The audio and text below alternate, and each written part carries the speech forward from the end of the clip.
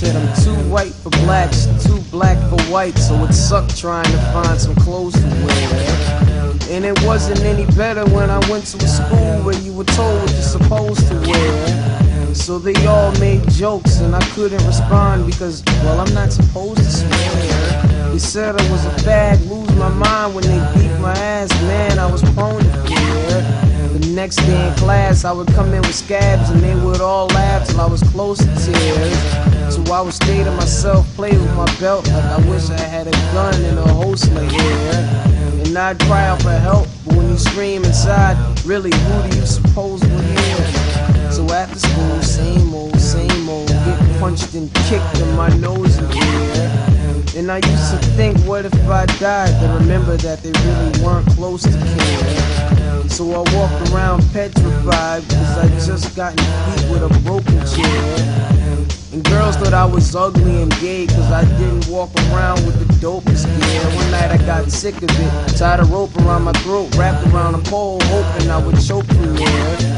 But it's like God said, don't you dare, and told me to listen with open ears. So that's why I wrote this here, for anyone right now who's going through this. So if your self-esteem is low, then put your hands up. And for every single goal he said we can't touch, and for every single hoe that couldn't stand us, just say fuck y'all niggas, I'm moving on.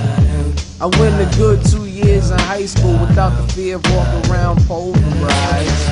I was actually rather popular and I didn't fear a whole lot of people over time. And people listen when I vocalize my opinion and watch me with open eyes. To top it all off, girls will give me love.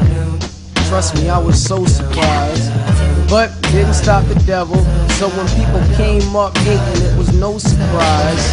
I had a friend who had a little cousin who said that I hit him, and in turn I closed his eye. So the dude said, I know this guy, grabbed his man and said, yo, let's approach this guy. I mean, I was playing rough with the kids, so it wasn't like he was telling a bold-faced lie.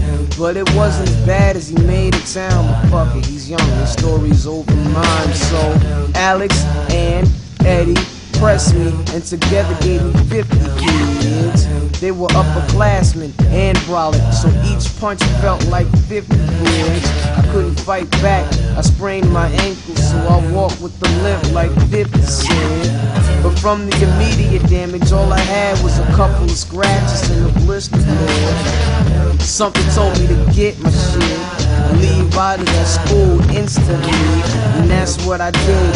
Took the 3 to 110th and got on the 2 to Simpson Street. Two goons thought they recognized me, so they rushed me and jumped me relentlessly.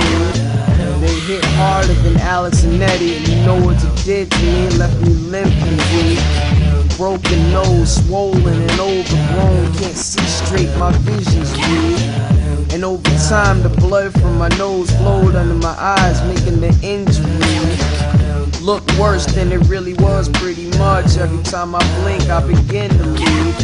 And it was like elementary, in middle school again, classmates snapping consistently. And all their consistency was pissing me off so much it could have been the end of me.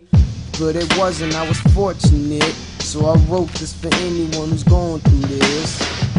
But it wasn't, I was fortunate. So I wrote this for anyone who's going through this. So if your self-esteem is low, then put your hands up. And for every single goal they said we can't touch, and for every single hoe that couldn't stand us, just say fuck y'all niggas, I'm moving on. Cause like a scab, if y'all keep picking at me, and y'all keep itching at me, and if y'all keep digging at me, one day I might just open up on you.